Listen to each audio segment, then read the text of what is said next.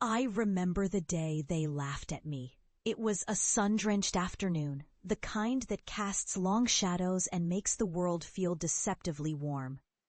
My family crowded around the dining table, faces twisted in disbelief, their mocking laughter ricocheting against the walls of our home. A mycologist studying parasitic cults? What a waste of time. My father's voice dripped with derision, his eyes flickering with contempt. You're going to disgrace this family, you know that? But I wasn't trying to disgrace anyone. I was trying to uncover the truth. Years passed since that fateful day. Years filled with isolation, relentless research, and the haunting whispers of spores that had become my only companions. After my dismissal from the agricultural team, branded a hysteric, my obsession deepened. I delved into the secretive world of fungal cults, mapping territories that twisted the mind and ensnared the soul. I became what they feared, a warning wrapped in knowledge. The recognition I sought came, but it was laced with shadows and dread. Now, standing at the threshold of my childhood home, I felt the weight of my years pressing down. I was not the same person who had left in disgrace. I was a force, a vessel of truths they had ridiculed. I had seen horrors they could not fathom, and now I was here to confront them.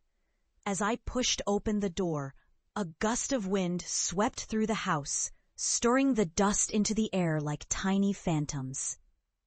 The familiar scent of old books and faded memories filled my lungs, but it was tainted with something darker now, an undercurrent of decay.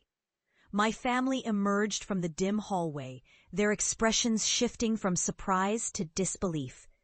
They had expected a failure, not the person standing before them. A mycologist renowned for uncovering the unthinkable. "Look who's back to haunt us," my brother scoffed, his bravado faltering as he took a step back. I could see the tremor in his hands, the way his bravado melted into something more primal. "Still chasing those fairy tales?" "Fairy tales?" I echoed, my voice low and steady. "What I've discovered isn't fantasy. It's a reality that has slithered into your lives, whether you believe it or not." "Enough of this," my mother interjected, her voice tight with anxiety. "You're not making any sense. You need help." Yet even as she spoke, I could see the uncertainty flicker in her eyes. She had always been the first to dismiss my pursuits, the one who had told me to grow up, to let go of the delusions. But now, she was standing on the precipice of something she could not ignore. With a deliberate calm, I reached into my satchel and produced a small glass vial.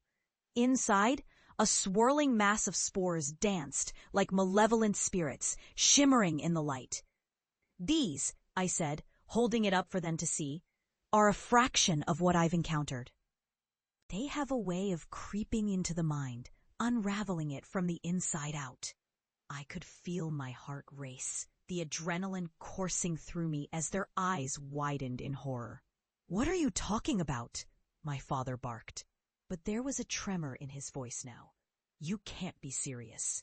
"Serious enough to know that this is just the beginning," I replied, my tone dropping to a conspiratorial whisper.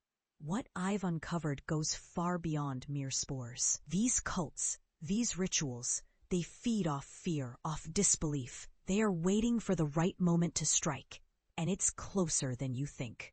In that moment, I felt the air shift, the shadows deepened, curling around the room like predators.